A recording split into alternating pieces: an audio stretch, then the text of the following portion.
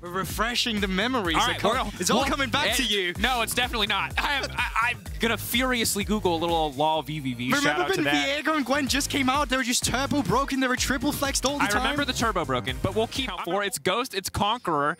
And I'm ready to see what it can do. And Goldberg, we have a lot to talk about. We got Perkz, we got all this Vitality lineup. We want to look at the SK bottom lane. We want to see a little bit of trading here. Sertuss, yeah, he wins that mid lane matchup when they're both 100% health. I don't know how it goes. Especially to the SK bot lane coming into the split as well. You know, Jezu, Treatz finally reunites it, but hold on to that fort. Both junglers completely mimicking each other. The lore battle.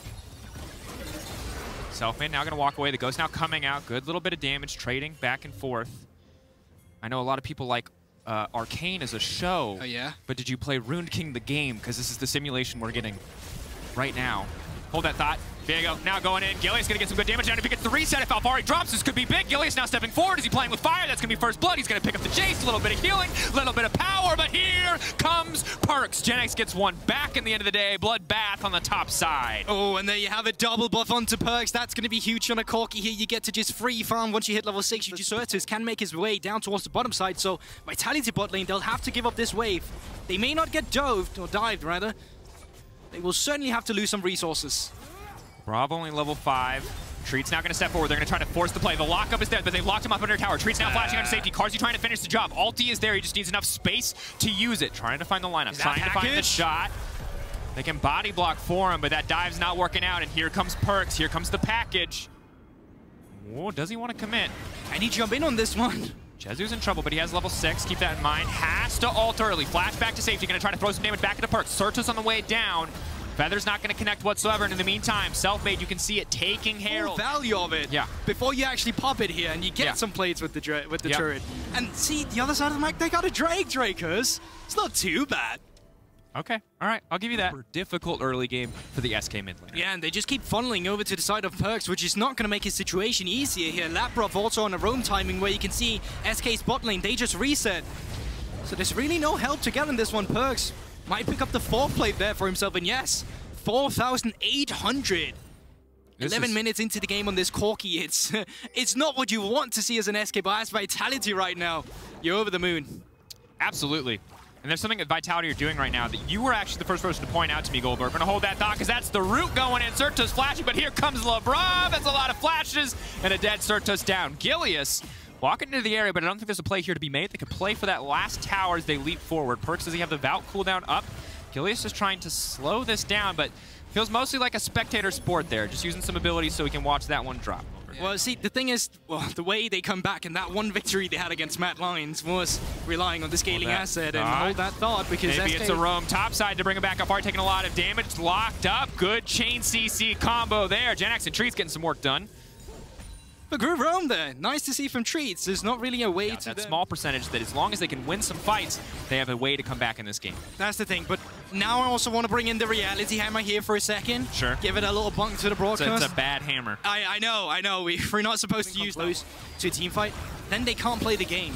And that's what they can do with the tools they have. You have a Jayce, becomes super annoying at 3 items. You're going poke Corki with the AP build. But I'm going to hold that 4th as SK trying to contest the Herald. Treatz getting frisky there. The shockwave goes in, but it's only going to connect onto Selfmade. The Labrov blocking up 3. Jenax coming to the area, but he has to wait for the Rakan ult to fade away. SK walking away, and a Rakan going to come in. Perkz on a killing spree. A little thumb heart coming in there from Selfmade.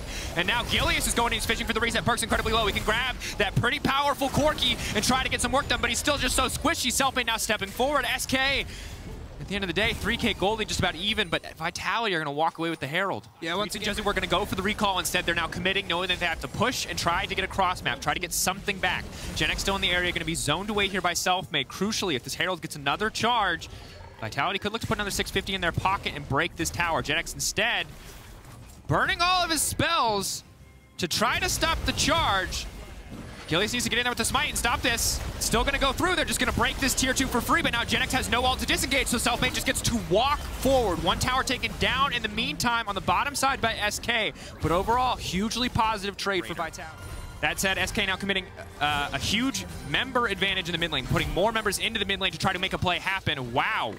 That was the big play we were waiting for. That was the big play we were waiting for. Jenax frustrated with that one. Selfmade sneaks away the Drake. The whole thing SK were trying to brute force for. They will not grab. Vitality so strong. Perkz on the backside. Keep your eyes on that package. Where's it going to go? Perkz in the middle of everybody with Labrov. It's perfect, but what will it cost them? Gilius remains standing. He's trying to finish the kill. Curtain call coming away from the back line. Carzzy now running it, trying to finish the job. Gilius, he gets one back, but he has to run. It's an absolute slaughter. He's going to go down two. That's an ace at 20 minutes. And that's the difference between a good and a great team as well. A good team will take the Drake, walk away. A great team will look for that fight, clean up the entire enemy team, and start up the Baron immediately after snowballing that gold lead. Vitality showing up in that team fight.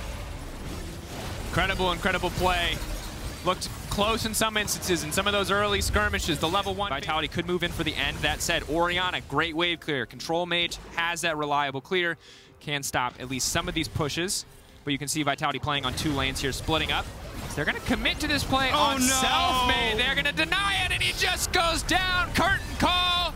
And every caster in the world has said this one once before, but it's curtains for SK. I think someone should tell SK that Gwen is immune as well there, throwing in a shockwave in the Hallowed Mist. Not the greatest pickup, but you can see at SK, they're just desperate. At this point, does it really matter? No, it probably doesn't. They're just looking for something. And Hail Mary play, and it's what they have to do, but at this point in the game, Drakers, I don't see much happening, although... Big damage! Pull the feathers back, now they're getting... Oh, no, they're dead. Oh. That was all the follow-up. All the other members of Vitality showed up. The cast goes down. The laughing Carzzy emote comes out. That should be all she wrote. Fish in the barrel. Whatever you want to say about it, Goldberg. Vitality so far ahead. SK, again, grasping at straws, looking for that little sliver, that little glimmer of hope, but a lot of that relies on Vitality making a mistake, and it just does not happen. Yeah, and the thing is, we're only 23 minutes and been able to get those follow-up kills. Instead, just an absolute slaughter. So what Drakers is saying is sacrifice your mid laner, wait for the highlight play, put it in the montage, clip it and ship it, boys. Sometimes you need to save your allies. Sometimes you use them as bait. Sertuss is one of the rookies that's actually held their own for a very long time, but Vitality, they're just not, that's not enough to beat them, unfortunately. Well, and that early game was rough for him, no doubt. Level 1 was difficult. Perkz coming back with double buffs, super hard. We'll see what he can do in games to come. But for now, they're not going to be able to get much of anything. Last chance, last potential fight for SK. They win here, maybe they can buy themselves a bit more time. They lose, that's going to be a big hook. Shockwave going in, hitting 2, that's massive. Curtain call coming from the backside, 2 members already down. Labrov trying to get some fall, but there's no damage there. Gilius has now become the Gwen.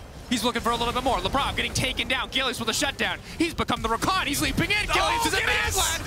SK, let's go. That's a way to bring it back. They haven't won the game, but they bought themselves a bit of time. And this is how they do it every time. SK. Fight, but Vitality maybe took a bit too big of a risk, and you expect them to temper some of that aggression. A single mistake from SK at this point, with their base so wide open, will cost them the game. Is this going to be it? Treatz looking for the knockup. Gwen delayed for a brief moment, but Treatz is going to be in trouble. Jenax can come over the wall. Labrov in the area as well. Perkz over the wall too. Jezu so incredibly low. That's going to be ulti, but he burned it so early. Look at that damage coming in for the Corki. Treatz now running ignited. That's the curtain call. 1, 2, finding Jenax, not the target that they need. Jezu still alive in the base, but no flash, no heal, means this is all but over. In fact, it's just over. Vitality moving in. Gilius is dead, no threat of the reset. They're going to break open the base. They gave him 1 moment, and SK took it, but they're not going to give him anything else. 27 minutes, 30 seconds, maybe a little longer if they want to play their food. Vitality absolutely demolishing SK. Vitality brought their own reality hammer just outside after that play. And you cannot blame them. Caught slipping.